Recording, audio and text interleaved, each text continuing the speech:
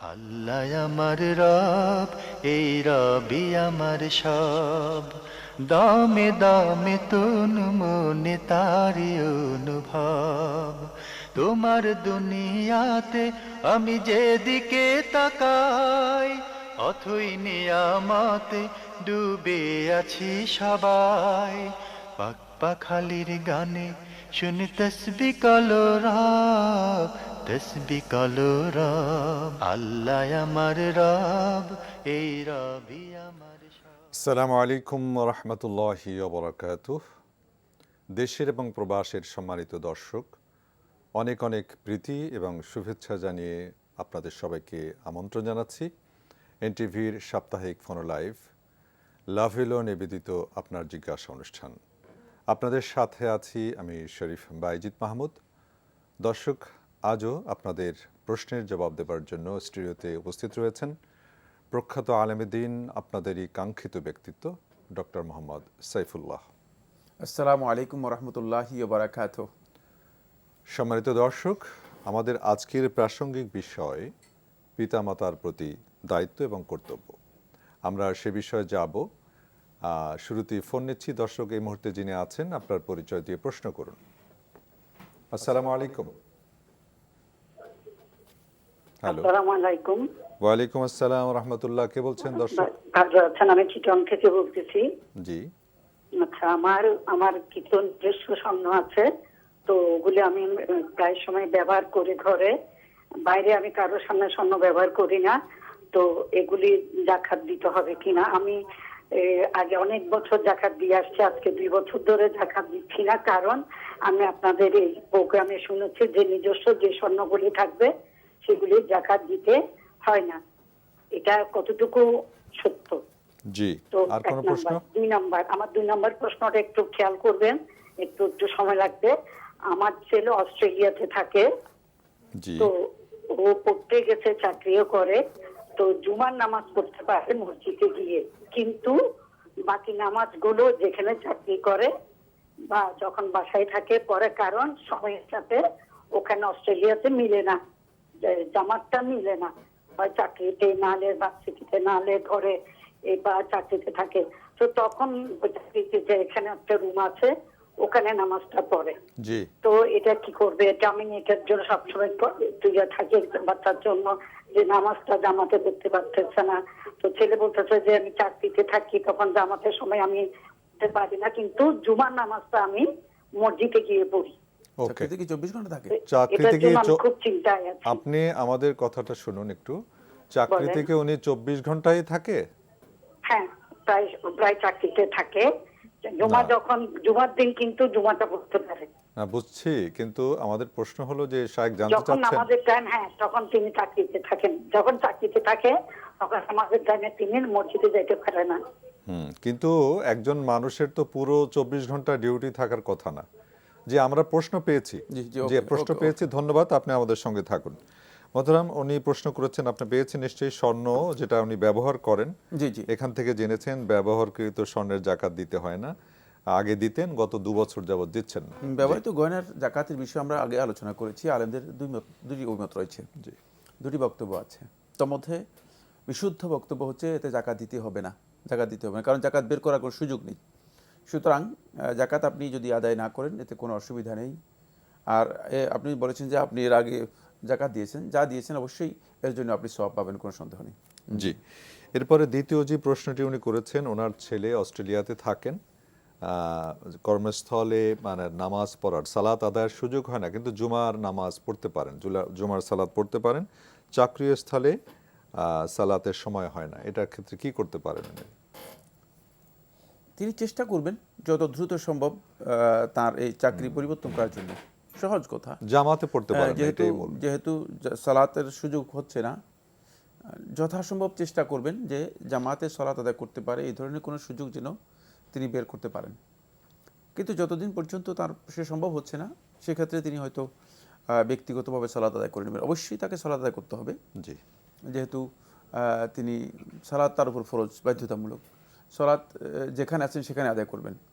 বাকি জামাতে যেহেতু আদায় করতে পারছেন না, এর জন্য তার সর্বোচ্চ প্রচেষ্টা থাকতে হবে যে যখনই তিনি সুযোগ পাবেন জামাতের সলাত আদায় করার জন্য চেষ্টা করবেন। আর অস্ট্রেলিয়া নয়, পৃথিবীর সকল দেশে এখন একটা কমিউনিটি আছে, মুসলিম কমিউনিটি আছে, জি যেখানে সম্ভব মানে ইচ্ছা করলে জামাতে সলাত আদায় করা যায়। সেক্ষেত্রে চেষ্টা করবেন তিনি আশেপাশে কমিউনিটি যেখানে আছে সেখানে যদি তিনি বসবাস করতে পারেন অথবা থাকতে পারেন, এটা তার জন্য উত্তম। জি, আসসালামু আলাইকুম। জি ধন্যবাদ। আশা করছি বোন উত্তর পেয়েছেন। এরপরে যিনি আছেন পরিচয় দিয়ে প্রশ্ন করুন। আসসালামু আলাইকুম রহমতুল্লাহ। আমি অন্য সিলেট থেকে বলছিলাম জি যে আপনাদের গত অনুষ্ঠানে আমি শুনেছি যে ফরজ গোসলের সময় পরিপূর্ণ উঁচু করতে হয়, যে ওইটার সময় কি আমরা পাটাকে আগে ধুয়ে ফেলবো নাকি ওই যে মাথামাছিও করে তারপরে সারা শরীরে পানি দিয়ে তারপরে সবার শেষে পাটা দেবো, সেটা সম্পর্কে একটু জানাবেন। আরেকটা হচ্ছে নফল রোজা নফল রোজা রাখার সময় যদি কারো স্বপ্নদোষ হয় তাহলে কি রোজাটা ভাঙা হবে কিনা। আর আমার আরেকটা কোয়েশ্চেন ছিল, যদি অনুগ্রহ করে নিতেন। জি বলুন। জি, আমার আরেকটা কোয়েশ্চেন হচ্ছে, আমি অনেক কিছু মানে শিখেছি আগে, যেটা আহ, পরবর্তীতে এসে জানতে পারছি যে ওইটা ঠিক না। তো আমি তো অনেক মানুষকে বলেছি যে আমি যেভাবে শিখেছি ওইভাবে বলেছিলাম, তো এখন এসে কিছু সংশোধন করতে হচ্ছে। তো আমার তো মনে নাই কাকে কাকে বলেছি, তো ওইটার জন্য কি গুনাহ হবে কিনা, ওদেরকে কি? আমি এখন কিভাবে বলবো সংশোধনটা। না সেই যে বিষয়টা কি এটা না, দরকার নেই, দরকার ঠিক নেই। আছে, ওকে খুব ঠিক স্পষ্ট আছে, আপনার হয়েছে। প্রশ্ন আমরা পেয়েছি তৃতীয়টা।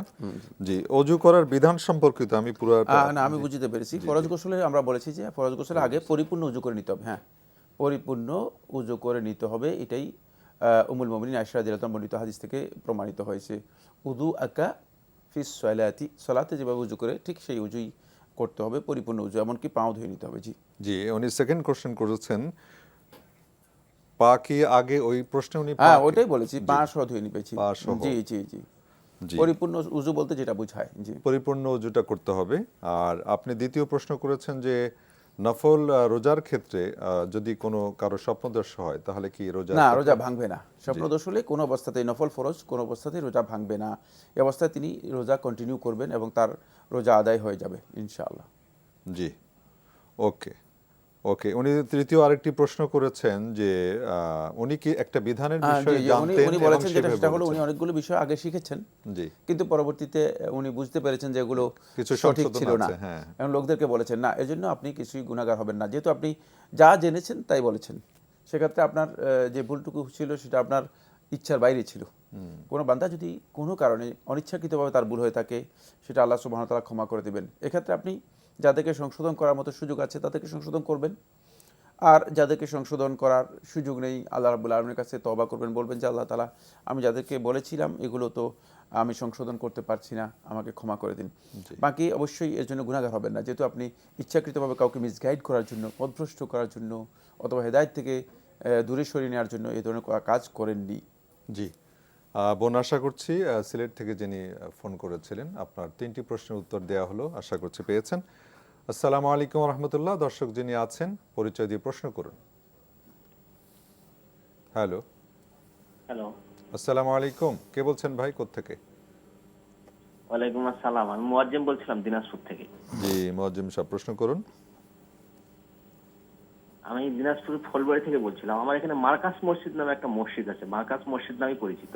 জি তো আমার ফুলবাড়ি উপজেলা প্রত্যেকটা মসজিদে মাইকে আজান দেওয়া হয়, এমনকি আমি বাংলাদেশের ম্যাক্সিমাম জায়গায় ঘুরেছি, দেখেছি যে সব জায়গায় মাইকে আজান দেওয়া হয়। হুম কিন্তু আমার এই মসজিদে মাইকে আজান দেয় না তারা, নাম্বার ওয়ান। নাম্বার টু হচ্ছে তারা যে ইমাম সাহেব যে নামাজ পড়ায়, বিশাল বড় একটা মসজিদ, হুম উনি মাইকে কেরাত পাঠ করেন না, ওনার পিছন থেকে মুয়াজ্জিন তাকবীর। জি তো এই বিষয়ে জানতে চাইতাম, এটা কি নিষেধ না এরাই কোনোভাবে মিস করতেছে না, কারণটা কি? আচ্ছা ঠিক আছে, আপনার আর কোনো প্রশ্ন নাই তো? জি ধন্যবাদ। No, thank you. দুটোই। মার্কাজ নামে ওখানে ওনার এলাকায় একটি মসজিদ আছে যেখানে মাইকে আজানো হয় না, ইভেন কি যে ইমাম সাহেব সালাতের সময় মাইক সাউন্ড সিস্টেম ব্যবহার করেন না। এই হ্যাঁ, বিষয়টি মানে এখানে তিনি যে কথাটি বলেছেন সেটা হচ্ছে দিনাজপুর। মাইকে আজান এবং কেরাতের বিষয়ে প্রথম সময় যখন মাইকের আবিষ্কার হয় তখন আলেমরা এই বিষয়গুলো তাখরিজ করতে, মানে ফিকহি যেই এর ধরনটা কী হবে, এর প্রকৃতিটা কেমন, নেচারটা কী, এটা নিয়ে আলেমদের মধ্যে একটু ভুল বুঝাবুঝি তৈরি হয়েছিল। ফলে আলেমদের একজন এর বক্তব্য হচ্ছে যে মাইক যেহেতু এটা একটা ইলেকট্রনিক ডিভাইস, এবং এখানে কারেন্টের ব্যবহার হয়। তো কোরআন, আল্লাহর কোরআন, তারপরে তেলাওয়াত, এরপরে আজান, এগুলো মানে এটাকে কয় আগুনের মাধ্যমে সেটাকে বড় করা হয়, মানে পুড়ে ফেলা হয় ইত্যাদি ইত্যাদি, মানে দৃষ্টিভঙ্গিগত একটা বিভ্রাট তৈরি হয়েছিল। ফলে কিছু সংখ্যক আলেম তখন এই বিভ্রাটের কারণে বলেছে যে না, মাইক ব্যবহার করা যায়জ নেই। এই ভুল অনেকের ভেঙেছে, সম্ভবত এদের এখনও ভাঙেনি আর কি, তাদের হয়তো আরও 200 বছর সময় লাগবে বা 100 বছর সময় লাগবে। এটা বিভ্রান্তি। ওয়াসাইলগুলো, মিডিয়া যেগুলো আল্লাহ সুবহানাহু ওয়া তাআলা আল্লাহর বান্দাদের জন্য মাধ্যম হিসেবে দিয়েছেন, কল্যাণের জন্য, এগুলো সব কিছু মানুষের কল্যাণের জন্য, এগুলো সবগুলো মানুষের কল্যাণের জন্য। সুতরাং যারা এটি ব্যবহার করছেন না তাদের এ সম্পর্কে অজ্ঞতা রয়েছে। এ বিষয়ে দীর্ঘ বক্তব্য রয়েছে, দুটি দলিল দিব। একটি কোরআন থেকে সরাসরি স্পষ্ট দলিল, সেটা হলো আল্লাহ সুবহানাহু ওয়া তাআলা বলেছেন ওয়া খালাকা লাকুম মা ফিল আরদি জামিআন, পৃথিবীর মধ্যে যা কিছু আছে যেগুলো মানুষের কল্যাণে আসতে পারে, এগুলো সব কিছু আল্লাহ তাআলা মানুষের কল্যাণের জন্য সৃষ্টি করেছেন। সুতরাং দুনিয়ার কোনো ব্যক্তি কথা বলতে পারবে না যে মাইক আল্লাহ তাআলা সৃষ্টি করেছেন মানুষের কল্যাণের জন্য। মাইক কল্যাণের জন্য ব্যবহার করা, মাইকে কেউ খারাপ কাজ করতে পারে, যেমন অন্য জিনিস দিয়েও মানুষ খারাপ কাজ করতে পারে। সুতরাং এটি কল্যাণের জন্য কোনো সন্দেহ নেই। 2 নম্বর যে বিষয়টি, সেটি হাদিস, সমস্ত আহলুল ইলম, মানে একেবারে ইজমা, সমস্ত আহলুল ইলমের ঐকমত সাব্যস্ত হয়েছে, চার মাযহাবের আলেমদের ঐকমত সাব্যস্ত হয়েছে, দুনিয়ার কোনো আলেম দ্বিমত পোষণ করেনি। সেটা হচ্ছে আল আসলু ফিল আশিয়া ওয়াল ওয়াসাইল আল ইবাহা, মৌলিকভাবে বস্তুর ক্ষেত্রে মূলনীতি হচ্ছে, মিডিয়া বা মাধ্যমের ক্ষেত্রে মূলনীতি হচ্ছে যেগুলো উপায় উপকরণ, সেগুলোর ক্ষেত্রে মূলনীতি হচ্ছে আল ইবাহা, সেগুলো বৈধ। মা লাম ইয়ানুসা আলাইহি দলিল, যতক্ষণ পর্যন্ত দলিল স্পষ্ট করে কোনো জিনিস হারাম সাব্যস্ত না করে, কোনো জিনিস হারাম সাব্যস্ত করলে তাহলে সেটা হারাম সাব্যস্ত হবে। সুতরাং এই ভাই যদি মনে করেন যে মাইক ব্যবহার করাটা হারাম, তাহলে অবশ্যই তাকে জানতে হবে যে এখানে আদৌ রাসূলুল্লাহ সাল্লাল্লাহু আলাইহি ওয়াসাল্লামের কোনো দলিল আছে কিনা। আসলে এই ব্যাপারে প্রশ্নই আসে না, যেহেতু মাইক আল্লাহ রাসূল সাল্লাল্লাহু আলাইহি ওয়াসাল্লামের সময় ছিলই না, অনেক পরবর্তী সময়ে মাইকের আবিষ্কার হয়েছে। তাই তাকে এর জন্য কোরআন এবং হাদিস থেকে কোনো দলিল দেওয়ার সামান্যতম কোনো সুযোগ বা অবকাশ তার নেই, দিতে পারবে না। তাই এক্ষেত্রে বলা যেতে পারে যে এটি তাদের একটি গোঁড়ামি, বাড়াবাড়ি, এবং আল্লাহ তাআলা যদি তাদেরকে হেদায়েত দান করেন সেটা তাদের জন্য সবচেয়ে উত্তম। জি ভাই মুয়াজ্জেম, আশা করছি আপনি বিষয়টি ক্লিয়ার হয়েছেন। তবে এটা নিয়ে আমাদের কোনো ফাসাদ সৃষ্টি করা দরকার নেই। ওনারা করছেন, ওনারা যতক্ষণ ওনাদের নসিব খুশনসিব হলে ওনারা এটা বুঝতে পারবেন। আদারওয়াইজ শায়েখ তো বললেনই, এটা নিয়ে আপনারা কেউ বাড়াবাড়ি করবেন না দর্শক, এটা আমাদের অনুরোধ থাকবে। দর্শক এই মুহূর্তে যিনি আছেন পরিচয় দিয়ে প্রশ্ন করুন। আসসালামু আলাইকুম। ওয়ালাইকুম আসসালাম ওয়া রাহমাতুল্লাহ। কে বলছেন, কোত্থেকে? জি, আমি মোহাম্মদ সাইদ খান, ঢাকা থেকে। জি সাহেব খান ভাই, প্রশ্ন করুন। আমার প্রথম প্রশ্ন হচ্ছে যে আমরা যে বাজার থেকে গরুর মাংস, তারপর খাসির মাংস, তারপর অনেকে ফার্মের কাটা মুরগির মাংস, এই সমস্ত কিনে খাই, তো এগুলো তো যারা আর কি জবাই করে, তারা আল্লাহর নামে জবাই করে না না করে, সেটা নিয়ে আমাদের একটা সন্দেহ আছে। তো বিসমিল্লাহ বলে জবাই করে কিনা, আল্লাহর নামে একটা গরু জবাই করলো কিনা। যদি আল্লাহর নামে গরু জবাই না করে ফেলতো, সেটা তো আর খাওয়া হালাল হয় না। এই ব্যাপারে আমাদের কি করা উচিত? কারণ কসাইরা গরু কাটে দেখেছি যে ফেলে দিয়ে জবাই করে ফেললো, বিসমিল্লাহ বলে না, কিছুই বলে না। আর এই ক্ষেত্রে আমাদের কি করা উচিত? আর আমার দ্বিতীয় প্রশ্ন হচ্ছে ইশরাকের নামাজের এটা ফজিলত কিরকম, এটা কতটা গুরুত্বপূর্ণ ইশরাকের নামাজের? ওকে ভাইয়া, আপনার প্রশ্ন দুটি পেয়েছি। শায়েখ, ওনার প্রথম প্রশ্ন, বাজার থেকে গরু খাসির গোশত কিনি আমরা, উনিও বলছেন মাংস কিনি, গোশত কিনি আমরা, মুরগি কিনি, এগুলা জবের সময় যারা এটা প্রস্তুত করে তারা আল্লাহর নাম নেয় কিনা আমরা তো জানি না। তো আমরা তো কিনে আমাদের খেতে হয়, আমরা কিনছি। তো এক্ষেত্রে এটা এরকম যদি কোনো সংশয় থাকে সেক্ষেত্রে কি করার? প্রথম কথা হচ্ছে, এই ধরনের সংশয় করা জায়েজ নেই। প্রথম কথা হচ্ছে, মুসলিম দেশে মুসলিমরা যেখানে মানে গরু, খাসি, মুরগি এগুলো জবাই করে থাকেন, মার্কেটে সেগুলো অ্যাভেলেবেল পাওয়া যায়, সেগুলোতে সংশয় করা জায়েজ নেই। দ্বিতীয় নম্বর পয়েন্ট হচ্ছে সেটা হলো মুসলিমরা যখন জবাই করবে, জি, তারা অবশ্যই আল্লাহর নামে জবাই করবে। যদি সত্যিকার মুসলিম হয়ে থাকে, তিনি জবাই করার সময় অবশ্যই আল্লাহর নামে জবাই করবেন, এটাই আমাদেরকে বিশ্বাস করতে হবে। আমরা জাহিরের উপর, মানে প্রকাশ্য যে বিষয় আছে সেটার উপর আমরা হুকুম দেব। সেক্ষেত্রে যদি কোনো মুসলিম জবাই করার ক্ষেত্রে তিনি ভুলে যান, তাহলে তার জবাই বৈধ হয়ে যাবে। যেহেতু তিনি আসলে আল্লাহর নাম ছাড়া জবে করবেন না। কিন্তু প্রকাশ্যে কেউ যদি আল্লাহর নাম বাদ দিয়ে কোনো মূর্তির নামে কোনো ব্যক্তির নামে জবে করে থাকে তাহলে সেটা হারাম হবে, কোনো সন্দেহ নেই, জি সেটা খাওয়া যাবে না। কিন্তু এটা আসলে মার্কেটে বেশি ঘটে না, মার্কেটগুলোতে এই ধরনের সংশয় করা জায়েজ নেই। এই জন্য মুসলিম জনপদে অথবা মুসলিম শহরগুলোতে যেই সমস্ত মাংস বা গোশত পাওয়া যায় সেগুলোর ক্ষেত্রে আলেমদের ঐকমত্যের একটি কথা সাব্যস্ত হয়েছে যে সেখানে কোনো ধরনের সন্দেহ করার সুযোগ নেই, সেগুলো বৈধ, যেহেতু মুসলিমরা জবে করেছে, এটা প্রমাণিত। আচ্ছা যদি সেখানে আলাদা কোনো বিষয় থাকে যে মুসলিম জবে করেনি, সে ধরনের কিছু থাকে, তাহলে সেখানে সংশয়ের বিষয় আসবে, অন্যথায় সংশয় করা জায়েজ নেই। কারণ সংশয় করতে হলে যেই সূত্র, সেই সূত্র আপনার কাছে জানতে হবে, সেই সূত্র এখানে নেই, এখানে সংশয়ের সূত্র নেই। যেহেতু ইয়াকিন হচ্ছে, আমাদের কাছে দৃঢ়পত্য হচ্ছে মুসলিম জবে করবে, অবশ্যই আল্লাহর নামে জবে করবে, যেহেতু সে আল্লাহর বান্দা এবং সে ইসলাম তাকে এইটাই শিক্ষা দিয়েছে যে সে যে কোনো জবে করবে, যে কোনো পশু জবে করবে, খাওয়ার জন্য জবে করতে হলেই তাকে আল্লাহর নামে জবে করতে হবে, সেক্ষেত্রে সে আল্লাহর নামে জবে করবে, এটাই হচ্ছে বিধান। জি ভাই সাইফ খান, আশা করছি বিষয়টা ক্লিয়ার হয়েছে। প্রথমত সন্দেহ করা যাবে না, দ্বিতীয়ত যারা এটা জাবেহ করেন নিঃসন্দেহে আপনারা এটা আল্লাহর নাম নিয়ে করেন। আর মুরগি কেনার ক্ষেত্রে শায়েখ আমরা তো নিজেরাই কিনি, তখন বলা একটু স্মরণ করিয়ে দেওয়া যেতে পারে যে বিসমিল্লাহ আল্লাহু আকবার বলে, না সেটা তো মানে এটা করা যেতে পারে, সকলের ক্ষেত্রে বৈধ, এটা করা যেতে পারে। জি, আর দ্বিতীয়ত উনি ইশরাক নামাজের ফজিলত সম্পর্কে একটি প্রশ্ন করেছেন। ইশরাক সালাতের ফজিলত অনেক গুরুত্বপূর্ণ বিষয় অনেকগুলো রয়েছে। যদি কেউ ইশরাকের সালাত আদায় করে থাকেন, তিনি হজ এবং উমরা পরিপূর্ণ আদায় করার যে ফজিলত রয়েছে সেই ফজিলত পেয়ে যাবেন। একটা সূরত রয়েছে, সেটা হলো ফজরের সালাত আদায় করার পরেই, ফজরের সালাত আদায় করার পরে যেখানে ফজরের সালাত আদায় করেছেন সেখানে তিনি বসবেন সূর্য উদিত হওয়া পর্যন্ত এবং তসবিহ তাহলিল জিকির আজকার এগুলো করবেন।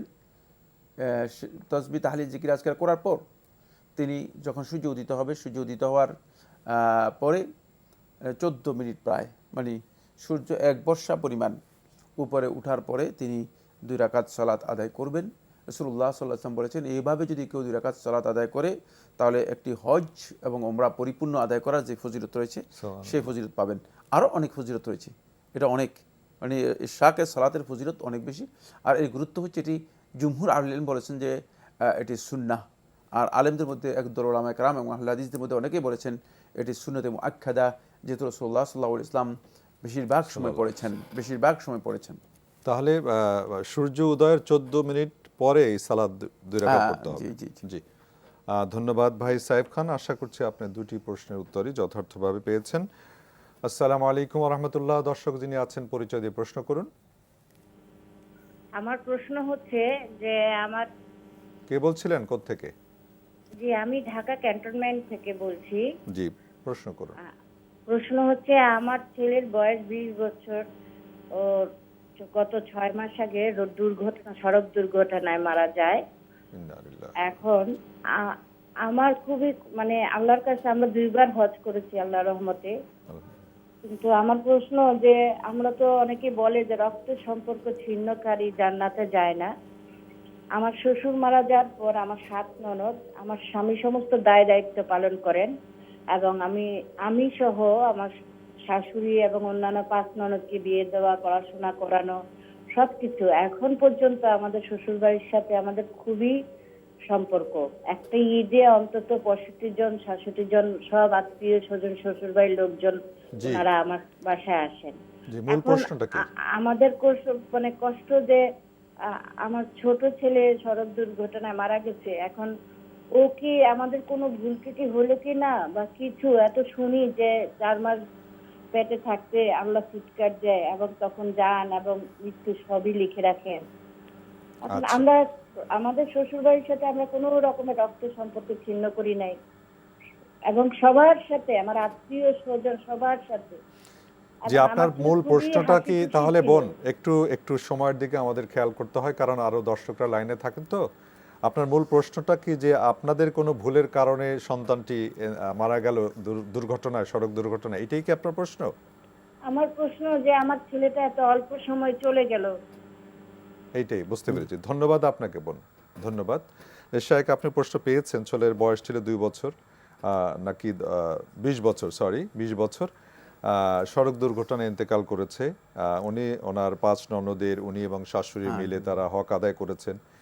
হ্যাঁ, অনেক কিছু করছেন, কিন্তু ওনার প্রশ্ন মায়ের মন তো জি, যে জি, জি। ওনাদের কোনো ভুলের কারণে কি সন্তানটি এইভাবে অ্যাক্সিডেন্ট হলো? ধন্যবাদ আপনাকে। আপনি যে প্রশ্নটি করেছেন অত্যন্ত আবেগ জড়িত প্রশ্ন, কোনো সন্দেহ নেই। জি, প্রথম কথা হচ্ছে মৃত্যু আল্লাহ রাব্বুল আলামিনের পক্ষ থেকে নির্ধারিত, এতে পরিবর্তন করার কারো ক্ষমতা নেই।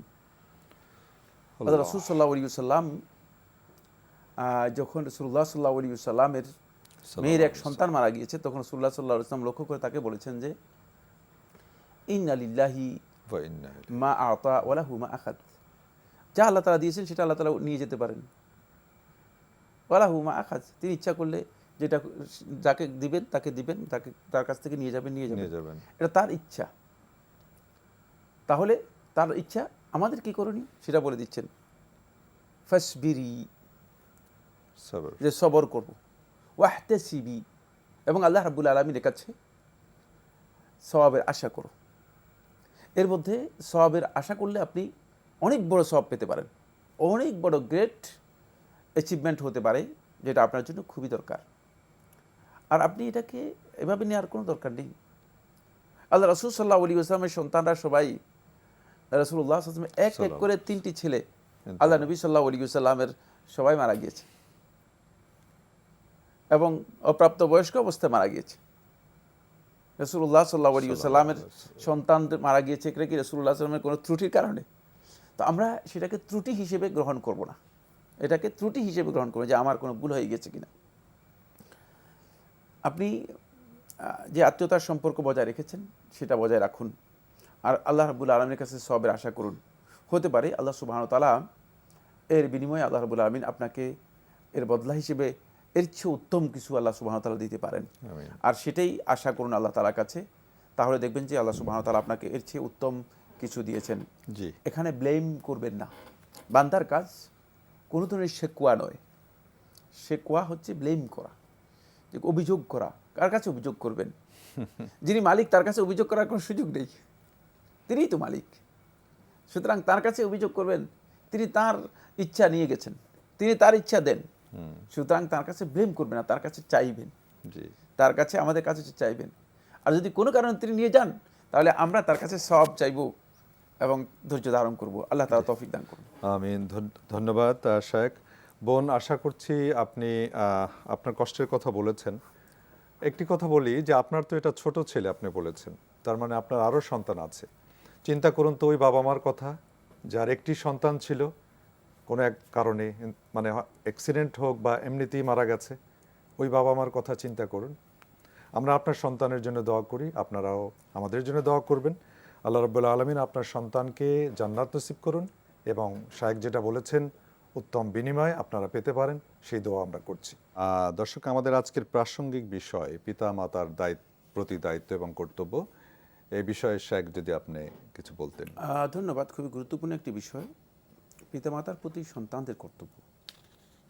আমরা জানি যে পিতামাতা হচ্ছে সন্তানদের জন্য আল্লাহর পক্ষ থেকে অনেক বড় নিয়ামত। তাদের মাধ্যমে মূলত আমরা পৃথিবীতে এসেছি। সুতরাং তাদের অস্তিত্বের সাথে আমাদের অস্তিত্ব নিবিড়ভাবে জড়িত। তারা যদি না থাকতো তাহলে হয়তো আমরা পৃথিবীতে আসতে পারতাম না। এবং আল্লাহ রাব্বুল আলামিন এই কারণেই আল্লাহ সুবহানাহু ওয়া তাআলার হকের সাথে আল্লাহ রাব্বুল আলামিন মাখলুকাতের একটা হককে যুক্ত করেছেন, মানে এর সাথে সম্পৃক্ত করে, সংযুক্ত করে উল্লেখ করেছেন। গোটা মাখলুকাতের আর কারো হক এত বড় নয়, আল্লাহ সুবহানাহু ওয়া তাআলা পিতামাতার হককে এত বড় করে দেখিয়েছেন। আমরা দেখি কোরআনে কারীমের সূরাতুল ইসরা এর 23 নম্বর আয়াতে আল্লাহ সুবহানাহু ওয়া তাআলা বলেন, ওয়াকাদা রাব্বুকা আল্লা তা'বুদু ইল্লা ইয়্যাহু ওয়া বিল ওয়ালিদাইনি ইহসানা। দেখেন আল্লাহ সুবহানাহু ওয়া তাআলা এই আয়াতের মধ্যে বলতেছেন যে আপনার রব এটি বিধান হিসেবে ফয়সালা করে দিয়েছেন, আল্লা তা'বুদু ইল্লা ইয়্যাহু, তার ইবাদত এককভাবে, তার ইবাদত ছাড়া অন্য কোনো ইবাদত করা যাবে না। অর্থাৎ ইবাদতের ক্ষেত্রে তার সাথে কাউকে শরীক করা যাবে না। এরপর ওয়াবিল ওয়ালিদাইনি ইহসানা এর সাথে যুক্ত করে দিয়েছেন, এবং পিতামাতার প্রতি ইহসান করতে হবে, সৎ ব্যবহার করতে হবে, আচরণটা ভালো করতে হবে। আল্লাহ রাব্বুল আলামিন হকের সাথে সংযুক্ত করে বলার কারণে আহলুত তাফসীর সবাই এই কথা বলেছেন যে এটার গ্রেড এমন পর্যায়ে চলে গিয়েছে যে সুবহানাল্লাহ, খালেকের পরেই মাখলুকের একটি হককে আল্লাহ রাব্বুল আলামিন সবচেয়ে গুরুত্ব দিয়েছেন, সেটা হচ্ছে সন্তানের প্রতি পিতামাতার যে হক রয়েছে সেটি। এটা আল্লাহ সুবহানাহু ওয়া তাআলা সূরা নিসা ৩৬ নম্বর আয়াতের মধ্যে এভাবে বলেছেন, ওয়া'বুদুল্লাহা ওয়া লা তুশরিকু বিহি শাইআ ওয়া বিল ওয়ালিদাইনি ইহসানা। একই কথাই, একটু ভাষার পার্থক্য রয়েছে, কিন্তু অন্যভাবে আল্লাহ সুবহানাহু ওয়া তাআলা বলেছেন যে আল্লাহ তোমরা আল্লাহর ইবাদত করো, আল্লাহর সাথে কাউকে তোমরা শরীক করো না, ওয়া বিল ওয়ালিদাইনি ইহসানা, এবং পিতামাতার সাথে সদ্ব্যবহার করো। তাহলে আল্লাহ তাআলা মানে আল্লাহর ইবাদতের সাথে, যে ইবাদতের মধ্যে কোনো ধরনের শরীক থাকবে না, যে ইবাদতের সাথে কোনো ধরনের পার্টনারশিপ নেই, সেই ইবাদতের সাথে আল্লাহ সুবহানাহু ওয়া তাআলা পিতামাতার প্রতি সদ্ব্যবহার করাটাকে আল্লাহ রাব্বুল আলামিন যুক্ত করে বলেছেন। ফলে আমরা দেখতে পাই আল্লাহ সুবহানাহু ওয়া তাআলা লোকমানের যে ওসিয়ত সূরা লোকমানের মধ্যে আল্লাহ রাব্বুল আলামিন কোট করেছেন। সূরা লোকমানের 14 নম্বর আয়াতে আল্লাহ সুবহানাহু ওয়া তাআলা বলেন, আনিশকুর লি ওয়া লিওয়ালিদাইকা ইলাইয়াল মাসির, আমার শুকরিয়া আদায় করো এবং তোমার পিতামাতার শুকরিয়া আদায় করো। এখানে আল্লাহ সুবহানাহু ওয়া তাআলা আল্লাহ রাব্বুল আলামিনের শুকরিয়ার সাথে একসাথ করে উল্লেখ করেছেন। সুবহানাল্লাহ, মানে আল্লাহর শুকরিয়া যখন বান্দা আদায় করবে, তখন আল্লাহর শুকরিয়ার পরে বান্দা মানে আল্লাহর মাখলুকের মধ্যে শুধুমাত্র আল্লাহর শুকরিয়ার সাথে পিতামাতার শুকরিয়াকে একসাথ করে আদায় করবে, এবং ওয়া ইলাইয়াল মাসির, আর আমার কাছে তোমাদের ফিরে আসতে হবে। সুতরাং এই কথাগুলো সবগুলো একটাই আমাদেরকে বুঝায় যে পিতামাতার হক সন্তানদের উপর অত্যন্ত গুরুত্বপূর্ণ একটি বিষয়, এবং ফরিদাতুন বা'দা ইবাদাতিল্লাহি আযজা ওয়া জাল, আল্লাহ রাব্বুল আলামিনের ইবাদতের পরে সবচেয়ে গ্রেট যে ফরজ, সেই ফরজ হচ্ছে পিতামাতার হক আদায় করা। এক্ষেত্রে যে করণীয়গুলো আছে সেই করণীয়গুলো আমি খুব সংক্ষেপে বলতে চাই। 1 নম্বর হচ্ছে তাদের প্রতি আচরণ করতে হবে সদাচরণ। এই সদাচরণের ধরন কী হবে? এই সদাচরণ মানে সদ্ব্যবহার হচ্ছে যে কথায় তাদের সাথে আপনি কথা এবং কাজে তাদের সাথে এমন আচরণ করবেন যে আচরণ অত্যন্ত সুন্দর ও মার্জিত হবে।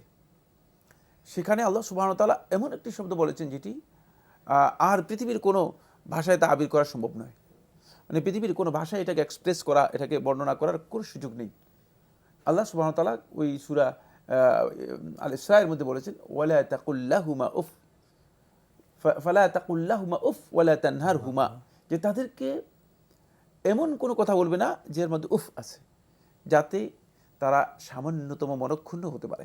সুতরাং তাদের সাথে সদ্ব্যবহারের আচরণ মানে এর পদ্ধতি কেমন হবে সেটাকে আল্লাহ সুবহানাহু ওয়া তাআলা বুঝানোর জন্য বলেছেন যে আচরণটা এমন হবে যে তারা কোনো কথা বলার পরে তুমি নিজে উফ করতে পারবে না, আর তাদেরকে এমন কথাও বলতে পারবে না যে কথা তারা উফ করতে পারে, কষ্ট পায়, তাদের মনে সামান্যতম কষ্ট আসতে পারে। কারণ উফ শব্দটা বোঝানো হয়ে থাকে আত-তাআফফুফ হুয়া আত-তাআসসি বিল কালিল, একেবারে সামান্যতম মানে একটু ব্যথা অনুভব করা, এটাও যেন তাদের অন্তরের মধ্যে না আসে, সেটা আল্লাহ সুবহানাহু ওয়া তাআলা নির্দেশ দিয়েছেন। 2 নম্বর হচ্ছে তাদের প্রয়োজন যদি থাকে সেই প্রয়োজন সন্তান অবশ্যই পূরণ করে দেবে।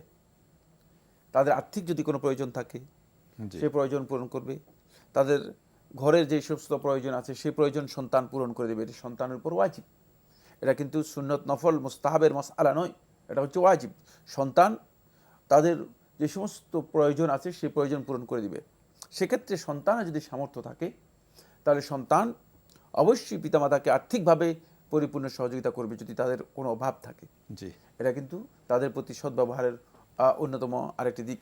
জি শায়েখ, ধন্যবাদ। অনেক সংক্ষেপে অত্যন্ত গুরুত্বপূর্ণ আলোচনা আপনি পিতামাতার প্রতি সন্তানের দায়িত্ব কর্তব্য সম্পর্কে বললেন। আমরা সুযোগ হলে আবারও আসবো। দর্শক আসসালামু আলাইকুম রাহমাতুল্লাহ, যিনি আছেন পরিচয় দিয়ে প্রশ্ন করুন। ওয়ালাইকুম আসসালাম। আসসালামু আলাইকুম। ওয়ালাইকুম আসসালাম রাহমাতুল্লাহ। কে বলছেন কোত্থেকে? শেখুল ইসলাম বলছিলাম চিটাগং থেকে। শেখুল ইসলাম। জি বলুন। আমি একটু জানতে চাচ্ছি, আমি উমরা গেছিলাম রমজানে, উমরা গিয়ে উমরা মতো ঠিক মতো করে এসছি, কিন্তু একটা প্রবলেম আমার হয়ে গেছে, আমি ওই এটা করতে পারিনি, বিদায়ী তোয়াফ। এটা ওই ওদের ওনাদের ইয়ের অনুযায়ী নীতিগতভাবে জায়েজ বা এই জাতীয় এগুলি করতে পারিনি, যে কারণে বিদায়ী তোয়াফটা করতে পারিনি। আচ্ছা, এটাতে আমার কি কোনো কিছু করতে হবে কিনা বা? আচ্ছা, এটা একটু জানতে চাচ্ছি আর কি। আর কোনো প্রশ্ন নাই তো না? না, আপনারা আমাদের ওকে, ধন্যবাদ। উনি রমাদানে ওমরায় গিয়েছিলেন, জি জি জি। বিদায়ী তওয়াফ করতে পারেন নাই, এই জন্য কিছু করতে হবে কিনা ওনার? না, কোনো ধন্যবাদ কাফারা? আপনাকে। বিদায় তওয়াফ নিয়ে আলেমদের মধ্যে ইখতিলাফ রয়েছে। একদল ওলামায়ে কেরাম বলেছেন যে বিদায় তওয়াফ করতে হবে, ওমরায় বিদায় তওয়াফ করা সুন্নাহ। আর একদল ওলামায়ে কেরাম বলেছেন যে না, বিদায় তওয়াফ করার প্রয়োজন নেই। ওমরায় বিদায় তওয়াফ করার ব্যাপারে রাসূলুল্লাহ সাল্লাল্লাহু আলাইহি ওয়াসাল্লাম কোনো নস সাব্যস্ত হয়নি। যে নসের মাধ্যমে রাসূলুল্লাহ সাল্লাল্লাহু আলাইহি ওয়াসাল্লাম বিদায় তওয়াফের কথা বলেছেন সেটা কমন। সেক্ষেত্রে সেটি হজের ক্ষেত্রে এসেছে, হজের উপর কিয়াস করে সেটাকে ওমরা এর মধ্যে কেউ কেউ উল্লেখ করেছেন। বাকি যদি কেউ বিদায় তওয়াফ করতে না পারেন, সুন্নাহ হচ্ছে বিদায় তওয়াফ করতে পারলে ভালো। কিন্তু যদি কেউ বিদায় তওয়াফ করতে না পারেন ওমরায়, তাহলে তার আলাদা কোনো ফিদিয়া অথবা দম অথবা অন্য কোনো কিছু দিতে হবে না, এর জন্য কোনো অতিরিক্ত বিধান নেই। কিন্তু তিনি করতে পারলে ভালো হতো, যেহেতু সেখানে সিস্টেমের কারণে করতে পারেননি, এতে কোনো অসুবিধা নেই ইনশাআল্লাহ তাআলা। জি, ধন্যবাদ। আশা করছি আপনি উত্তর পেয়েছেন ভাই। আসসালামু আলাইকুম রহমতুল্লাহ। যিনি আছেন পরিচয় দিয়ে প্রশ্ন করুন। আমার নাম মোহাম্মদ নায়েব আলী। জি, নায়েব আলী ভাই, কোত্থেকে বলছেন? আমি বগুড়া থেকে বলছিলাম। জি, প্রশ্ন করুন। জি, আমার বয়স 60। 60? হ্যাঁ জি, আমি ওই একটা বেসরকারি চাকরি করতাম, এখন আমি রিটায়ার সেখান থেকে। জি যে আমার কোনো ছেলে মেয়ে নাই, এখন আমার কিছু টাকা পয়সা আছে, এটা যা সঞ্চয়পত্র কিনে এটা দিয়ে যে আয় আসে এটা দিয়ে এখন আমি খাই। জি। এটাতে আমার কি কোনো পাপ হচ্ছে নাকি? কি সম্পদ আছে আপনার বললেন? সরি, সঞ্চয়পত্র। যে সঞ্চয়পত্র কিনা চলে, এখন আমি নিজেও বয়স্ক লোক, আমি ইনকাম করতে পারি না, আমার কোনো ছেলে মেয়ে নাই। ওকে, ঠিক আছে। জি, শায়েখ, ধন্যবাদ আপনাকে নায়েব আলী ভাই। আপনি আমাদের সঙ্গে থাকুন। ওনার বয়স 60 বছর, চাকরি করতেন বেসরকারি, কোনো সন্তানাদি নাই, কিছু সঞ্চয়পত্র আছে। এটার থেকে যে ইনকামটা হয়, প্রফিট হয়, এটা দিয়ে ওনার সংসার চলে, ঠিক আছে কিনা? সঞ্চয়পত্র যে আপনি নিয়েছেন সেটাকে আপনাকে জানতে হবে যে সঞ্চয়পত্র আসলে কিসের ভিত্তিতে চলছে, সঞ্চয়পত্রের বেস কি। আমরা জানি যে সঞ্চয়পত্র সুদভিত্তিক। আপনি যদি মুসলিম হয়ে থাকেন তাহলে অবশ্যই আপনার জানার কথা যে ইসলামে সুদ হারাম করা হয়েছে এবং আল্লাহ সুবহানাহু ওয়া তাআলা সুদকে কঠিনভাবে হারাম করেছেন। তাই আপনার জন্য এটি প্রশ্ন করেছেন, যদিও প্রশ্নটা আমার কাছে খুবই হতবাক হওয়ার মতো প্রশ্ন, কিন্তু যে প্রশ্ন করেছেন এটা বলবো যে যদি আপনি না জানেন তাহলে আপনি অবশ্যই জেনে নিন যে সঞ্চয়পত্রের এই পদ্ধতিগুলো কী সিস্টেমে হচ্ছে, সেটা সুদভিত্তিক। সুদের সাথে সম্পৃক্ত থাকা নিজের গোটা জীবনের সমস্ত আমল বরবাদ করে দেওয়া এবং সবচেয়ে বড় ক্ষতিগ্রস্ত হওয়া। আল্লাহ রাব্বুল আলামিনের কাছে কোনো ইবাদত, কোনো আমল, কোনো কিছু গ্রহণযোগ্য হবে না। আল্লাহ। সুতরাং আপনি যে প্রশ্ন করেছেন যে আমার কোনো ক্ষতি হবে কিনা, কোনো সমস্যা আছে কিনা, ক্ষতি সমস্যা তো মহা ক্ষতি, মহা সমস্যা। সুদ থেকে অবশ্যই ইমানদার ব্যক্তিদেরকে একেবারে পরিপূর্ণরূপে মুক্ত হতে হবে। প্রশ্নই আসছে না সুদের সাথে সামান্যতম কোনো সম্পর্ক ইমানদার ব্যক্তিদের থাকতে পারে। সেক্ষেত্রে যত দ্রুত সম্ভব এই ধরনের কাজ থেকে নিজেকে প্রত্যাহার করে নিন, এটা আপনার জন্য ওয়াজিব। জি। এবং চেষ্টা করুন অন্য কোনোভাবে আপনি আপনার উপার্জন এবং জীবিকার জন্য ব্যবস্থা করতে পারেন কি না। জি, উনি কি এই ক্ষেত্রে শায়েখ, আমি ব্যক্তিগতভাবে বলছি যে এই সঞ্চয়পত্র টাকাগুলো তুলে ভেঙে, সঞ্চয়পত্র ভেঙে ইসলামী ব্যাংকগুলোতে, উনি ওনার দায়িত্ব, সেটা এটা ওনার দায়িত্ব, উনি বুঝবেন কিভাবে করবেন। ওকে, ধন্যবাদ ভাই নায়েব আলী। আশা করছি আপনি বিষয়টি অনুধাবন করতে পেরেছেন। সুদের ব্যাপারে ইসলাম কত সতর্কতা অবলম্বন করেছে, মানে আমাদের সকল আমল বরবাদ হয়ে যাবে যদি এতটুকু সুদের সাথে আমাদের সংশ্লিষ্টতা থাকে। আমাদেরকে সতর্ক হতে হবে। আল্লাহ আমাদের তৌফিক দান করুন। আসসালামু আলাইকুম রহমতুল্লাহ। দর্শক যিনি আছেন পরিচয় দিয়ে প্রশ্ন করুন। জি, আসসালামু আলাইকুম। আমি মোহাম্মদ সবুজ বলছিলাম। জি, শফিক ভাই কোত্থেকে? আমি খুলনা থেকে বলছিলাম। জি, প্রশ্ন করুন। প্রশ্নটা হচ্ছে যে আমার বাবার সাথে একটু মানে মন মালিন্য হয়ে রাগারাগি করে আমার বাবা আমাকে তেজ্য পুত্র করে দিতে বলছে ফোনে।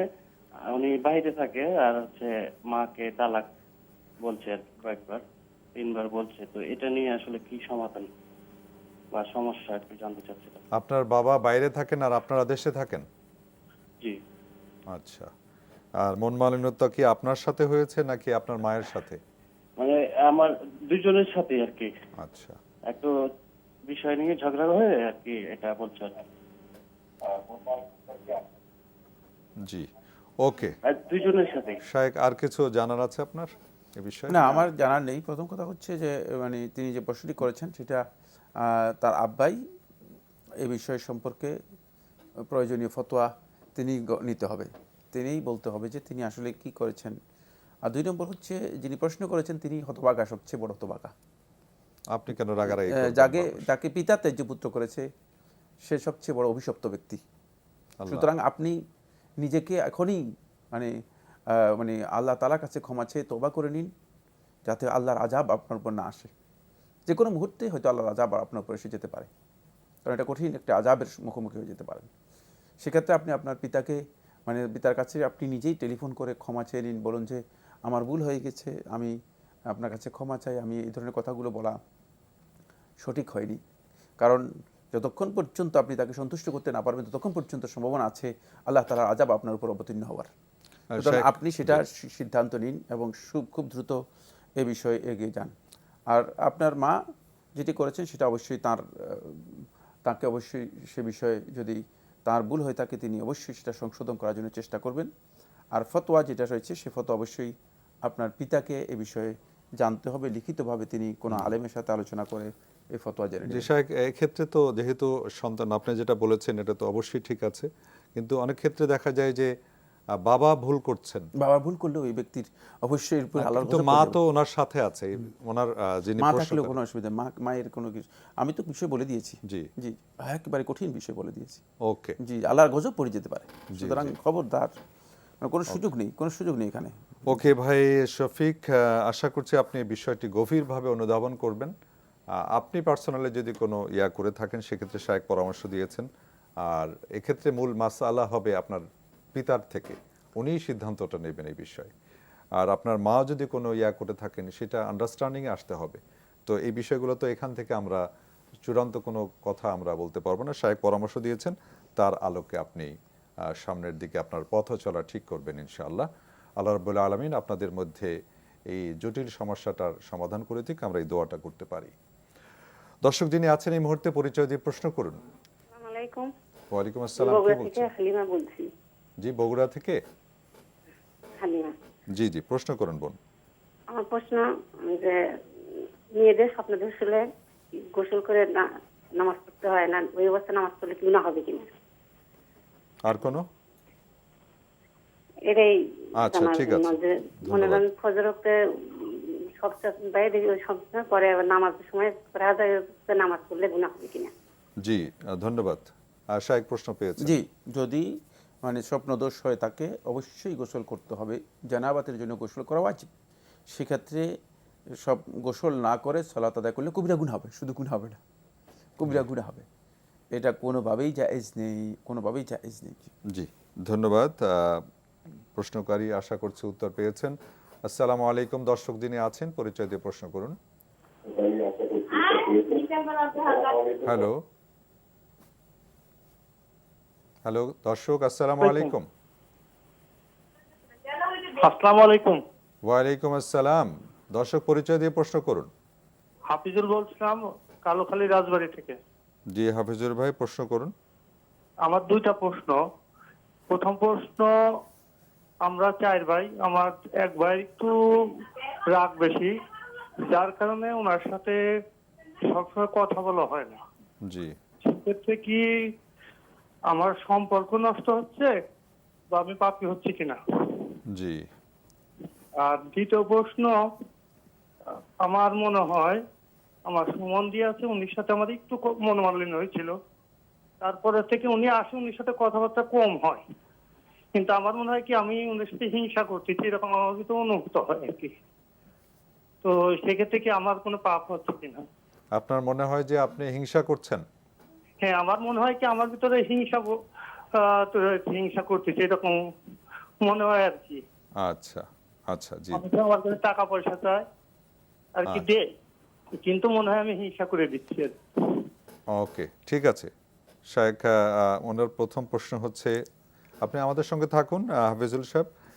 প্রথম প্রশ্ন, ওনার 4 ভাই, এক বড় ভাই খুব রাগ বেশি করেন, সেহেতু ওনার সাথে কথাবার্তা কম হয়, এটা কি ঠিক হচ্ছে কিনা? একটা হচ্ছে কথাবার্তা কম হয়, আর একটা হচ্ছে কথাবার্তা একেবারেই তার সাথে সম্পর্ক নষ্ট হয়ে গেছে, কথা বন্ধ হয়ে গেছে। দুইটার মধ্যে পার্থক্য আছে। যদি আপনি তার সাথে কথাবার্তা বন্ধ করে দেন তাহলে আপনি গুনাহগার হবেন, কোনো সন্দেহ নেই।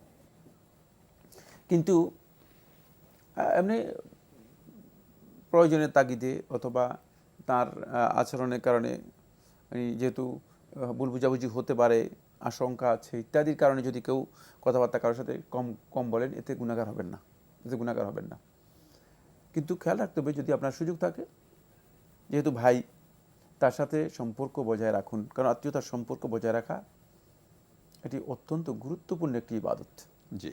এবং এর সাথে জড়িত আছে অনেকগুলো মৌলিক বিষয় এর সাথে জড়িত আছে। এর ফজিলত রাসূলুল্লাহ সাল্লাল্লাহু আলাইহি ওয়াসাল্লাম প্রায় 50টি হাদিস বলেছেন। 50টি হাদিস, সবচেয়ে বড় গ্রেট অ্যাচিভমেন্ট বলা যেতে পারে যে এতে একজন ব্যক্তির হায়াত বৃদ্ধি পায়। আল্লাহু আকবার। শুধু এটাই যথেষ্ট, ঠিক না? আর বাকিগুলো বললাম না, শুধু এটাই যথেষ্ট।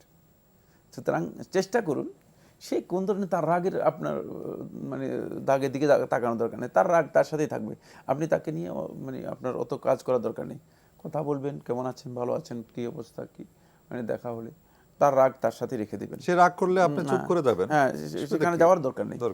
কিন্তু আপনি আত্মীয়তার সম্পর্কটা বজায় রাখার জন্য চেষ্টা করুন। সেকেন্ড যে কথাটি বলেছেন সেটা একই প্রশ্নের ডিজাইনটা আপনি একটু অন্যরকম করে দিয়েছেন। এতে আপনার গুনাহ হবে না। আর আপনার মনের মধ্যে যদি এই ধরনের কোনো ভাব আপনার মনের মধ্যে তৈরি হয়ে থাকে, আপনি বেশি বেশি করে আল্লাহ রাব্বুল আলামিনের কাছে ক্ষমা প্রার্থনা করবেন, আল্লাহ তাআলার কাছে ক্ষমা প্রার্থনা করবেন, এতে আপনার গুনাহ হবে না। জি, উনি এই ক্ষেত্রে একটু পয়েন্ট যুক্ত করেছেন যে কখনো কখনো টাকা পয়সা চায় ওনার সম্বন্ধে, এটা ওনার মধ্যে মনের ভিতরে একটা খটকা লাগছে, এই জন্য আমার কোনো হিংসা হচ্ছে কিনা। পরামর্শ অবশ্য আপনি দিয়েছেন। না, টাকা পয়সা চাইতে পারে, তবে চাইলে দিবেন, থাকলে দিবেন, না থাকলে দিবেন না। হ্যাঁ, সেটাই। এই জন্য হিংসা করার দরকার নেই। জি, ধন্যবাদ ভাই হাফিজুল, আশা করছি উত্তর পেয়েছেন। আসসালামু আলাইকুম ওয়া রাহমাতুল্লাহ। দর্শক এই মুহূর্তে যিনি আছেন, আপনার পরিচয় দিয়ে প্রশ্ন করুন। আসসালামু আলাইকুম ওয়া রাহমাতুল্লাহ। দর্শক, বিরতির শেষে আবারও ফিরে এলাম লাফেলো নিবেদিত আপনার জিজ্ঞাসা অনুষ্ঠানে। এই মুহূর্তে দর্শক যিনি আছেন, পরিচয় দিয়ে প্রশ্ন করুন। হ্যালো, আসসালামু আলাইকুম। ওয়ালাইকুম আসসালাম ওয়া রাহমাতুল্লাহ। বোন, কে বলছেন, কোত্থেকে? জি, আমি ঢাকা থেকে বলছি, মাতুয়াল থেকে। জি। আমার একটা প্রশ্ন, দুইটা প্রশ্ন আছে। প্রথম প্রশ্ন হইল, আমি সূরা মুলক আর সিজদা কি মাগরিবের পরে পড়তে হবে নাকি ইশার পরে পড়তে হবে? সূরা মুলক এবং সূরা সিজদা। আচ্ছা, মুলক এবং সিজদা। আর প্রশ্ন? দ্বিতীয় প্রশ্ন হলো, আমার একটু পারিবারিক ব্যাপার। মনে করেন হাজবেন্ড খুব রাগী যদি হয়, হাজবেন্ড কথা না বলে, রাগ করে থাকে, আমি নিজে নিজে কথা বলি, তাও কথা বলে না, এতে কি আমার কোনো ইবাদতের বেঘাত ঘটবে? আচ্ছা, জি, ধন্যবাদ বোন। জি বোন, আপনি জানতে চেয়েছেন যে, উনি জানতে চেয়েছেন শায়েখ, সূরা মুলক এবং সূরা সিজদা মাগরিবের পরে পড়বেন না এশার পরে পড়বেন? উত্তম হচ্ছে এশার পরে পড়া। জি, এশার পর থেকে আরম্ভ করে ফজর আগ পর্যন্ত এই সময় পড়তে পারেন। কিন্তু যদি এশার পরে কারো সময় না থাকে, তিনি মাগরিবের পরে পড়লে আদায় হয়ে যাবে ইনশাআল্লাহ তাআলা। জি।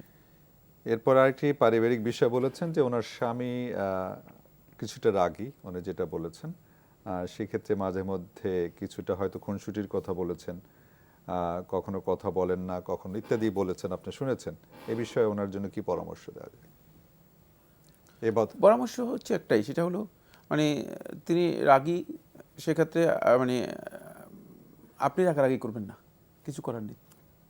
যেহেতু আপনি বুঝতেই পেরেছেন এই লোকটা রাগী এবং বদমেজাজি এবং সমস্যা আছে, সেক্ষেত্রে আপনার উপর ওয়াজিব হয়ে গিয়েছে যথাসম্ভব মানে রাগারাগি না করা। সেক্ষেত্রে রাগারাগি যখনই আসবে তখনই নিজেকে আলাদা সংযত করবেন এবং আলাদা করবেন, কোনো উত্তর দেবেন না। এই ক্ষেত্রে হয়তো আপনি যদি একটু সহনশীল হন, হতে পারে যে তার রাগও কমে যেতে পারে, আর এমন কোনো মানে প্রেক্ষাপট বা পরিবেশ তৈরি করা উচিত হবে না যে প্রেক্ষাপট বা পরিবেশের কারণে রাগারাগি হতে পারে। যেমন আমি দুটি বিষয় বলবো। এক নম্বর হচ্ছে কথা কাটাকাটি করা। এটা কথা বলেছে, শুনে গেলেন, তাহলে রাগারাগি হবে না। দ্বিতীয় নম্বর হচ্ছে, কোনো বিষয়ে যদি তিনি মানে আপনাকে মানে জোর চাপ দেন, আপনি এটার রিয়্যাক্ট করতে যাবেন না, রিয়্যাক্ট করবেন না। মানে আপনি প্রয়োজন মনে করলে মানে উত্তর দিবেন, আর প্রয়োজন মনে না করলে আপনি চুপ থাকবেন। তাহলে আপনি রাগ থেকে হয়তো নিজেকে রক্ষা করতে পারবেন এবং তিনিও হয়তো রাগ থেকে নিজেকে বাঁচাতে পারবে। আর এই ধরনের রাগ যদি কারো এসে যায়, সেক্ষেত্রে বেশি বেশি করে আল্লাহ রাব্বুল আলামিনের কাছে ইস্তেআজা করা, আউযু বিল্লাহি মিনাশ শাইতানির রাজিম, আলফাজুল ইস্তেআজা যেগুলো আছে, ইস্তেআজা যতগুলো মানে বাক্য আছে, শব্দ আছে, যেগুলো হাদিস দ্বারা প্রমাণিত হয়েছে, সেগুলো আওয়াজ করে পড়বেন। আওয়াজ করে পড়লে লোকদের রাগ কমে আসে এবং রাগ থেকে নিজেকে রক্ষা করতে পারে, সেগুলো পড়বেন। জি বোন, আশা করছি আপনার পরামর্শগুলো, আপনি প্রশ্নের উত্তরগুলো পেয়েছেন। শায়েখ যে পরামর্শ দিলেন এর আলোকে চেষ্টা করুন। আমরা দোয়া করি আপনার পারিবারিকভাবে আরও শান্তিতে সুখে থাকেন। আসসালামু আলাইকুম। দর্শক, এই মুহূর্তে যিনি আছেন প্রশ্ন করুন পরিচয় দিয়ে। হ্যালো, আসসালামু আলাইকুম। ওয়ালাইকুম আসসালাম ওয়া রাহমাতুল্লাহ। কে বলছেন? জি, আসসালামু আলাইকুম। ওয়ালাইকুম আসসালাম ওয়া রাহমাতুল্লাহ। ভাই, পরিচয় দিয়ে প্রশ্ন করুন। জি, আমি মাদারীপুর থেকে বলছিলাম, আজিজুল ইসলাম। জি জি। আমার দুইটা প্রশ্ন। একটা প্রশ্ন হচ্ছে, আমি কিছুদিন আগে কিছু টাকা পাইছি, কিন্তু ওই টাকা আমি ফেসবুকে বিভিন্ন লোক মাধ্যমে ওই টাকাটার লোক পাওয়ার জন্য চেষ্টা করছি, কিন্তু কাউকে পাই না। ওই টাকাটা আমি এখন কোন খাতে ব্যয় করতে পারবো? আর দ্বিতীয় প্রশ্ন হচ্ছে, আমি আমার নিজের একটা বাড়ি আছে, ওই বাড়িটা আমি এনজিওর কাছে ভাড়া দিছি, অর্থাৎ দুইটা এনজিও ওনাদের কাছে ভাড়া দিছি। এটা কি আমার ইসলাম সম্মত? কি ভাড়া দিছি, ওই টাকাটা আমি মাসিক ভাড়া পাই, ওই টাকাটা কি আমার ইসলাম সম্মত কিনা, এটা আমি একটু আপনাদের কাছে জানতে চাই। এনজিওরা কি করে? এনজিওদের কি কাজ? এনজিওদের কাজ হচ্ছে গিয়া, ওনারা হচ্ছে গিয়া ঋণ আদান প্রদান করেন, কিছু ভালো মন্দ আপনার ভালো কাজও করেন, এরকম মিলে, যেমন ওই যে ব্র্যাকের মতো এরকম প্রতিষ্ঠান আর কি, এনজিও। ওকে, আর কিছু জানার? জি, আপনি প্রথম প্রশ্ন করেছেন যে উনি কিছু টাকা পেয়েছেন, এটা মানে মাইকিং করেছেন কিনা জানি না, উনি বলেছেন ফেসবুক বিভিন্নভাবে জানিয়েছেন, কিন্তু এই টাকাটা এখন উনি কি করতে পারেন? এগুলো জনকল্যাণমূলক কাজে খরচ করতে পারবেন, কোনো অসুবিধা নেই। এটাকে মসজিদে দিতে পারবেন? যদি সামান্যতম টাকা হয়ে থাকে তাহলে যে কোনো ধরনের জনকল্যাণমূলক কাজে ব্যয় করতে পারেন। মসজিদ না দেয় উত্তম, এই ধরনের টাকা মসজিদ না দেয় উত্তম। সেটা যে কোনো ধরনের জনকল্যাণমূলক জনসেবার কাজ যেগুলো আছে সেগুলোতে ব্যবহার করতে পারেন। ওকে, ওনার একটা বাড়ি আছে, ভাড়া দিচ্ছেন এনজিওতে, এনজিওদের কাজ সম্পর্কে বলেছেন, এই ভাড়াটা ওনার জন্য সহি বা বিশুদ্ধ হবে কিনা? এনজিও কথাটা অনেক কমন, সব এনজিও তো আর মানে একই ধরনের নয়। যদি আপনার এই এনজিওটা শুধুমাত্র সুদভিত্তিক মানে সুদি লেনদেন এর কাজ করে থাকে, তাহলে আপনার এই ভাড়া মানে আপনার এই ভাড়া দেওয়াটা উচিত হয়নি, জায়েজ নেই, তাহলে আপনি গুনাহগার হবেন। কিন্তু যদি তারা মানে সুদি কারবারও করে, আরও অন্যান্য ভালো কাজও করে, বিভিন্ন ধরনের কাজ করে থাকে, তাদের বিভিন্ন মাল্টিপারপাস আছে, বাট এর সাথে একটা সুদি কারবার রয়েছে, তাহলে কিন্তু আপনার জন্য এটা জায়েজ আছে না, জায়েজ নয়। উত্তম হচ্ছে আপনি এই বিষয়ে মানে ভালো করে জেনে নেওয়া যে তারা কি আদৌ সুদি কাজের সাথে জড়িত আছে কিনা। সুদি কাজের সাথে জড়িত থাকলে তাদের কাছে বাড়ি ভাড়া দেওয়া জায়েজ নেই। জি ভাই, মাদারীপুর থেকে আপনি যে প্রশ্ন করেছিলেন, দুটি প্রশ্ন উত্তর দেওয়া হলো। আসসালামু আলাইকুম ওয়া রাহমাতুল্লাহ। আসসালামু আলাইকুম। ওয়ালাইকুম আসসালাম। কে বলছেন ভাইয়া, কোত্থেকে? জি, আমি চট্টগ্রাম থেকে বলছিলাম। আমার একটা প্রশ্ন ছিল হুজুর, আমার এক কাজিন, তার প্রায় আসলে 10-12 বছর একটা সম্পর্ক ছিল, তো সে সম্পর্কের ব্যাপারে মানে সিরিয়াস, ছেলেও তাকে বিয়ে করার ব্যাপারে খুবই সিরিয়াস, তারা দুজনের সাথে, ছেলেও কোনো সমস্যা নাই, মেনে না নেওয়ার মতো, কিন্তু ফ্যামিলি তাদের কিছু ইগো প্রবলেমের কারণে এটা মানে অ্যাকসেপ্ট করতে রাজি না আর কি। কে রাজি না? কে রাজি না? জি, রাজি না কে? মেয়ের ফ্যামিলি। মেল ফ্যামিলি, আচ্ছা। জি, তারা তাকে মানে ঘর থেকে বের করে দেওয়ার মতো অপশন দিচ্ছে আর কি। এক্ষেত্রে ও যদি চলে যায়, বের হয়ে যায়, তাহলে প্রবলেমটা কার হবে? দোষটা কার উপর বর্তাবে? এখন কি তারা বিয়ে করেছেন শরিয়ত না, অনুযায়ী? তারা করে নাই। তারা দুজন সবকিছু ঠিক আছে, শুধু তার ফ্যামিলি তারা হুমকি দিচ্ছে আর কি, মানে বের করে দিবে। আচ্ছা, ঠিক আছে, জি ধন্যবাদ। শায়েখ, ওনার এক কাজিন 10-12 বছর যাবত তার কারোর সাথে সম্পর্ক ছিল, এখন মেয়ের ফ্যামিলি মেনে নিচ্ছে না, এখন এটা কি করতে পারে? কি প্রশ্নটা কি? প্রশ্নটা হলো যে এটা এই এখন যদি তারা ওটাই ক্লিয়ার এই বিষয়টা আসে। প্রথম কথা আচ্ছা দর্শক, আপনি লাইনে আছেন? হ্যালো, লাইনে নেছি। প্রথম কথা হচ্ছে মানে অবৈধভাবে একটা নারীর সাথে সম্পর্ক করা এটা হারাম কাজ। যিনি করেছেন তিনি বড় কবিরা গুনাহ করেছেন। তিনি সামাজিকভাবেও অত্যন্ত ধিকৃত কাজ করেছেন, আইনগতভাবে তিনি নিকৃষ্ট কাজ করেছেন, আর ইসলামী শরিয়াতে কবিরা গুনাহ করেছেন। জেনাবে বিচারে যে গুনাহ আছে সেই গুনাহ তার হবে। তিনি এই কাজটা করাটাই উচিত হয়নি। প্রশ্নই আসে না কোন নারীর সাথে এ ধরনের অবৈধ সম্পর্ক, বিবাহপূর্ব অবৈধ কোনো সম্পর্ক করতে পারে। সুতরাং এই লোকটাই তো অপরাধী। এখন তিনি কি জানতে চাচ্ছেন সেটা আমি বুঝতে পারিনি। সেক্ষেত্রে মেয়ের ফ্যামিলি যদি বিয়ে দিতে রাজি না হয়, তাহলে মানে সেক্ষেত্রে তার জোর করা অথবা এখানে অগ্রসর হওয়া এটা তার জন্য আরও বড় কবিরা গুনাহ, আরও বড় অন্যায়, অপরাধ। সুতরাং তিনি একটা অপরাধ করেছেন, আর একটা অপরাধের সাথে নিজেকে সম্পৃক্ত করার জন্য চেষ্টা করছেন। দুইটাই তার জন্য হারাম, দুইটাই তার জন্য হারাম। আমি জানি না তিনি আসলে কোন মাসালা কি জানতে চেয়েছেন এই বিষয়ে। জি ভাই, বিষয়টি ক্লিয়ার হলো না। আপনি আমার এক্ষেত্রে পরামর্শ স্থানীয় কোনো বিজ্ঞ আলেমের সাথে পরামর্শ করুন। ধন্যবাদ আপনাকে। আসসালামু আলাইকুম রহমতুল্লাহ। দর্শক যিনি আছেন পরিচয় দিয়ে প্রশ্ন করুন। আসসালামু আলাইকুম। ওয়ালাইকুম আসসালাম রহমতুল্লাহ। কে বলছেন ভাই? মোহাম্মদ হুমায়ুন কবির, বগুড়া থেকে বলছিলাম। জি হুমায়ুন কবির ভাই, প্রশ্ন করুন। আমার প্রশ্ন, আমি একটা বেসরকারি কোম্পানিতে চাকরি করি। জি।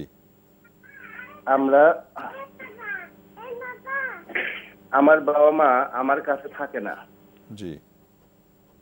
আমি যেটা ইনকাম করি সেটা আমার বাবা বুঝে যে আমি খুব কম ইনকাম করি, তো বাবা মা আমার কাছে মাসিক খরচ নিতে চায় না। আচ্ছা। কিন্তু তারা যখন টাকা চায়, অসুস্থ হইলে বা কোনো কিছু বেশি কেনাকাটা করতে চাইলে আমি তখন তাদেরকে দিয়ে দিই। কিন্তু আমি তো প্রতি মাসে তাদেরকে দিতে পারি না। এটাতে আমার কোনো গুনাহ হয় কিনা, পাপ হয় কিনা? আচ্ছা, একটু জানতে চাচ্ছিলাম। ওকে, ধন্যবাদ। শেখ, উনি একটি বেসরকারি কোম্পানিতে অল্প বেতনে ওনার ভাষ্য অনুযায়ী চাকরি করেন। যে ইনকাম হয় তা রেগুলার বাবা মাকে দিতে পারছেন না, কিন্তু এবং ওনার আব্বা নেন না, এটাও একটা কথা বললেন যতটুকু জানা গেল, কিন্তু অসুস্থতা বা বিভিন্ন ইস্যুতে টাকা দেন। কিন্তু এই যে রেগুলার দিতে পারছেন না, এই জন্য কি ওনার গুনাহ হবে কিনা? না, যেহেতু তারা চাচ্ছেন না, বোঝা যাচ্ছে তাদের প্রয়োজন নেই। যদি প্রয়োজন হতো অবশ্যই চাইতেন। সেক্ষেত্রে আপনি রেগুলার যদি তাদেরকে দিতে না পারেন, আপনি গুনাহগার হবেন না ইনশাআল্লাহ তাআলা। জি। বাকি তারা যদি চায় আর আপনার সামর্থ্য থাকে, মানে আপনার কাছে সামর্থ্য আছে, তারা চেয়েছেন কিন্তু দিতে দেননি, তাহলে অবশ্যই গুনাহগার হবেন, কোনো সন্দেহ নেই। জি। কিন্তু তারা চাইলেও যদি আপনার সামর্থ্যের মধ্যে নেই, আপনার কাছে টাকা নেই, চেয়েছেন, তাহলে আপনি অত্যন্ত বিনয়ের সাথে বলবেন যে আমার কাছে তো টাকা নেই, আমার যে ইনকাম সেই ইনকাম আমি চলতে কষ্ট হচ্ছে। তাদেরকে বিনয়ের সাথে সেই বিষয়টি বোঝানোর জন্য চেষ্টা করবেন, তাহলে আপনি গুনাহগার হবেন না ইনশাআল্লাহ তাআলা। জি, ধন্যবাদ ভাই প্রশ্ন করার জন্য। আসসালামু আলাইকুম রহমতুল্লাহ। দর্শক কে আছেন? হ্যালো। আসসালামু আলাইকুম রহমতুল্লাহ। ওয়ালাইকুম আসসালাম রহমতুল্লাহ। বোন কে বলছেন? আমি জামালপুর থেকে মর্জিনা বলছি। জি, প্রশ্ন করুন বোন। আমি জামালপুর থেকে বলতেছি। জি, প্রশ্ন করুন। আমার একটা প্রশ্ন, আমি একটা হাই স্কুলে চাকরি করি, বেসরকারি প্রতিষ্ঠান। জি। সেখানে বছরের শেষে যে পরীক্ষা হয়, বার্ষিক বোর্ড পরীক্ষা হয়, সেখানে পরীক্ষার পরে একটা প্র্যাকটিক্যাল নিই আমরা। সেটা আমাদের শিক্ষা প্রতিষ্ঠান প্রধান বা ম্যানেজিং কমিটি জানে। প্র্যাকটিক্যালের ভাতাটা যে নেই। হ্যালো, আপনাকে আমরা ক্লিয়ার শুনতে পাচ্ছি না। বার্ষিক পরীক্ষার পরে কি বলেন, একটা ছুটি নেন নাকি? হ্যাঁ, আপনার কথাটা আমরা ক্লিয়ার বুঝতে পারিনি। আপনি একটি হাই স্কুলে চাকরি করেন, বার্ষিক পরীক্ষার পরে। হ্যালো, আপনাকে আমরা ক্লিয়ার শুনতে পাচ্ছি না বোন। হ্যাঁ, আমি বেসরকারি প্রতিষ্ঠানে চাকরি করি, সেখানে। জি বলুন। আমি যে প্র্যাকটিক্যাল ভাতা দিই, সেই ভাতা ভাতা পান, হ্যাঁ, তো প্রশ্নটা কি? দুঃখিত।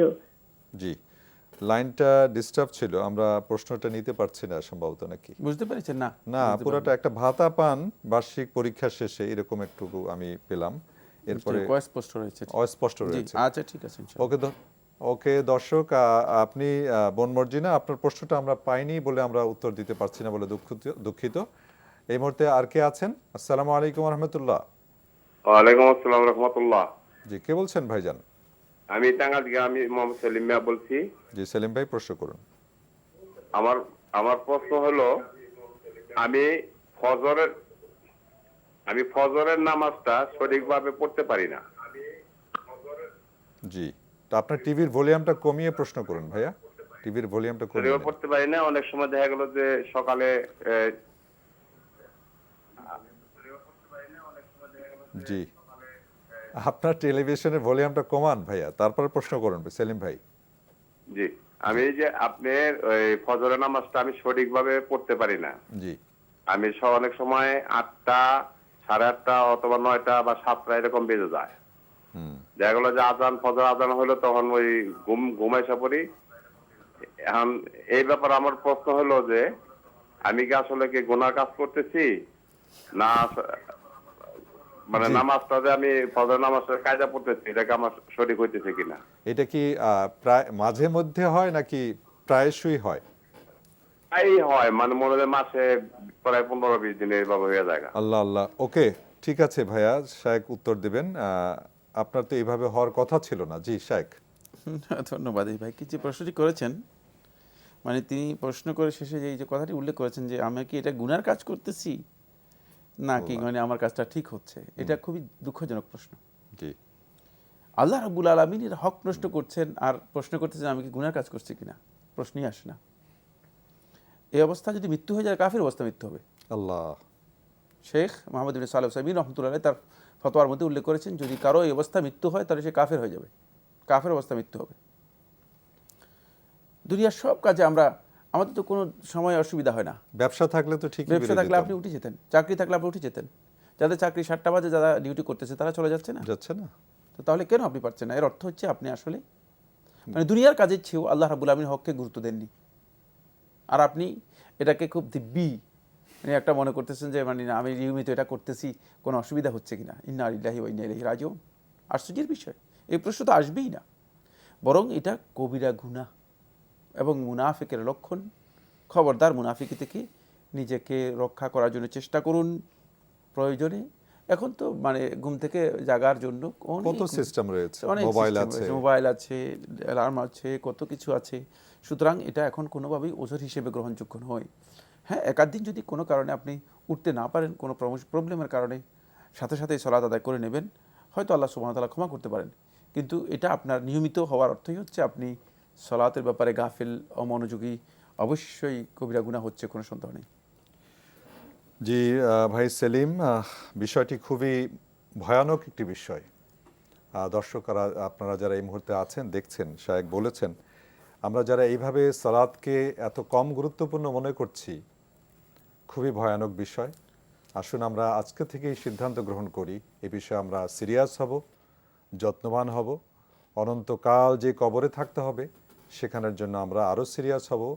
আমরা আমাদের শরিয়াতে যে বিধানগুলো, আমলগুলো আমরা বেশি বেশি করার চেষ্টা করব, বিশেষ করে সালাতের ব্যাপারে। আশা করছি আপনার উত্তর পেয়েছেন শায়েক। আজকে আর প্রশ্ন নিতে পারছি না, আপনাকে ধন্যবাদ। আপনাকে অনেক ধন্যবাদ। দর্শক, আমাদের জুমাবারের বিশেষ একটি অনুষঙ্গ থাকে বই পরিচিতি। আজকের বইটি হচ্ছে গল্পে গল্পে নবীর সিরাত, পড়ো তোমার প্রভুর নামে। এই বইটি লিখেছেন শহীদ সিরাজি। আপনারা বইটি দেখতে পাচ্ছেন, দুঃখিত। বইটির চমৎকার একটি কভারে রয়েছে গল্পে গল্পে নবীর সিরাত 2। তার মানে হচ্ছে উনি গল্পে গল্পে এরকম নবীর সিরাত আরও একটি বই লিখেছেন। এই বইটি প্রকাশ করেছে প্রকাশনায় শিশু কানন, পশ্চিম রামপুরা 307, ঢাকা। ফোন নাম্বার হচ্ছে 01928686294। এদের একটি বিক্রয় কেন্দ্র রয়েছে, সেখান থেকে আপনারা বইটি সংগ্রহ করতে পারেন। পরিবেশক হচ্ছে দেশজ প্রকাশন, সেখান থেকে আপনারা সংগ্রহ করতে পারেন। অনলাইন রকমারি.com-এ পাওয়া যাচ্ছে। এই বইটির সম্পর্কে যদি শায় কিছু বলতেন সংক্ষেপে। পড়ো তোমার প্রভুর নামে। জি। তো কোরআন একটি আয়াত যে ইকরা বিসমি রব্বিক, যে আপনি আপনার প্রভুর নামে পড়ুন। কোনো সন্দেহ নেই আমরা নবী সাল্লাল্লাহু আলাইহি ইসলামের জীবনী সম্পর্কে আমাদের জানতে হবে, যেহেতু নবী সাল্লাল্লাহু আলাইহি ইসলাম হচ্ছে আমাদের কাছে আদর্শ। জি। লাকাদ কানা লাকুম ফি রাসূলিল্লাহি উসওয়াতুন হাসানাহ, আল্লাহ রাসূলের মধ্যে রয়েছে তোমাদের জন্য উত্তম আদর্শ। সুতরাং রাসূলুল্লাহ সাল্লাল্লাহু আলাইহি ইসলামকে না জেনে যেমন আমরা আমাদের ঈমানকে পরিপূর্ণ করতে পারবো না, তেমনি আমরা আল্লাহ রাসূল সাল্লাল্লাহু আলাইহি ওয়াসাল্লামের প্রতি আমাদের যে ভালোবাসা আছে সেটাকে বৃদ্ধি করতে পারবো না।